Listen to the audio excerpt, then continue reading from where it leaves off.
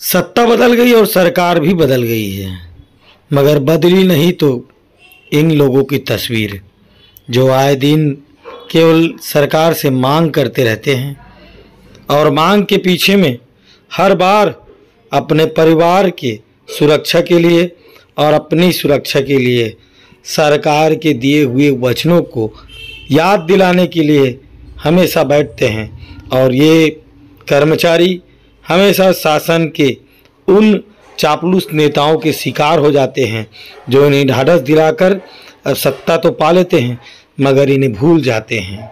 प्रबंधकों की सेवा नियम 2016 से लागू है, किंतु सेवा में नियमित नहीं करने के कारण आज भी ये लोग परेशान हैं और बस शासन से मांग करते रहते हैं।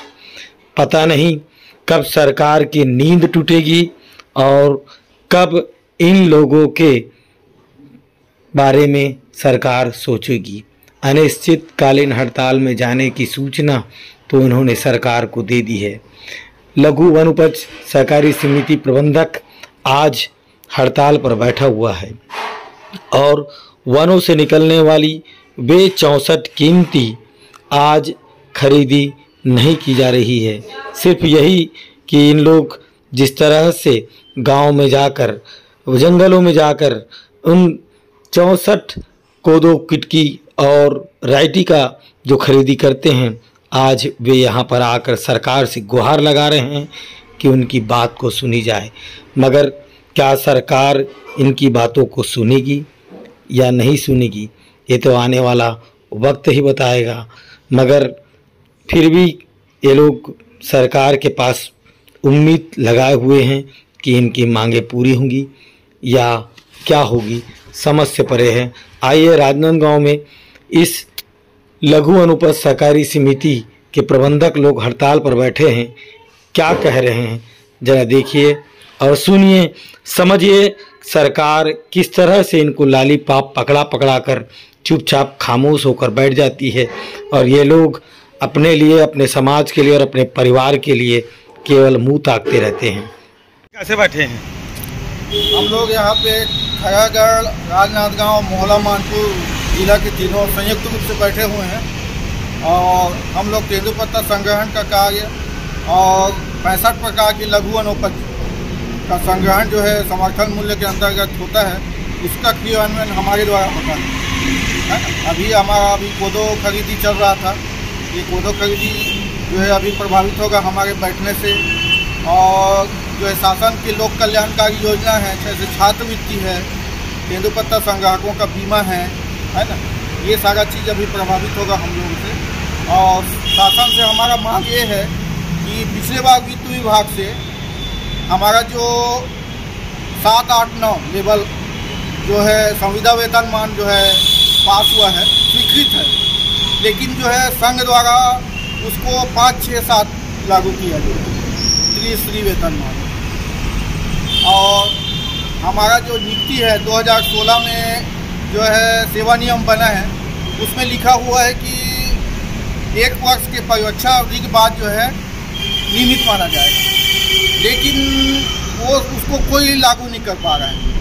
मात्र रिटायरमेंट के लिए ही सेवा नियम है, बाकी चीज़ के लिए कोई सेवा नियम नहीं है। और हमारा जो वेतन जो है हमारा समिति में भेजा जाता है यहाँ से हर माह, और वहाँ से भी हमको मिलता है। हम चाहते हैं कि अन्य जो कर्मचारी हैं संघ के, वो हमारे निजी खाते में डायरेक्ट जाए, इससे क्या है हमको समय में वेतन नहीं मिल पाता। ये हमारा 3-4 मांग है, इसके बारे में हमने अनिश्चितकालीन हड़ताल यहाँ पे बैठे हुए हैं सब जिला यूनियन में। क्या चाहते क्या हो आप लोग? हमारा मांग जो है पूरा हो। क्या है मांगे? 7, 8, 9 लेवल वेतन, संविदा वेतन और सेवा नियम के आधार पे हमारा नियमितीकरण हो 1 वर्ष की परीक्षा विधि में, और हमारे खाते में वेतन जो है डायरेक्ट जाए। इस शहर में कितनी संख्या होगी आपकी? हम यहाँ 50 प्रबंधक हैं। 50 प्रबंधक। खैरागढ़ में 20 हैं। और मोहला मानपुर तो अभी उस पर जिला यूनियन बना नहीं है, यहीं से चल रहा है। अच्छा, यहीं से चल रहा है। यानी कुल संख्या आपकी कितनी है? 70 है। 70 संख्या है। इनकी मांगे लगभग 18 से 20 वर्षों से चली आ रही है परीक्षा अवधि के समाप्त होने के बावजूद भी इन कर्मचारियों को, जो ईमानदारी से गांव में बैठकर प्रबंधक के रूप में काम करने वाले लोग, आज भी शासन की ओर देख रहे हैं कि कब नियुक्तिकरण होगा और कब इनके हाथ में नियुक्ति पत्र मिलेगी, ताकि ये लोग अपने घर सुरक्षित रह सके, समाज में सुरक्षित रह सके। मगर आज भी ये लोग इस तरह से भटकते हुए नजर आ रहे हैं, स्पष्ट होकर देखा जा सकता है। वहीं दूसरी ओर तेंदूपत्ता राजनांदगांव में जिस तरह से करोड़ों का घोटाला हुआ है, उस करोड़ों के घोटाले में एक रिटायर अधिकारी को एक बड़े पद पर देकर किस तरह से लगभग 9 करोड़ का घोटाला यहाँ पर तेंदूपत्ता में चल रहा है। तो तेंदूपत्ता की भी खरीदी ये लोग करते हैं, पौधों की खरीदी करते हैं, कुटकी की खरीदी करते हैं।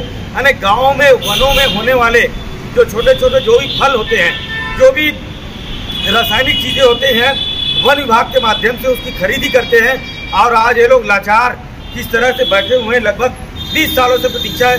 और कुछ लोग रिटायर होने की उपस्थिति में भी आ गए हैं, मगर रिटायर होने के बाद किस तरह से प्रतिनियुक्ति लेकर करोड़ों की घोटाला करने वाले लोग आज ऐश कर रहे हैं। और ये लोग बेचारे लोग आज भी सरकार के दरवाजे खटखटा थक गए हैं, मगर इनकी सुध नहीं है।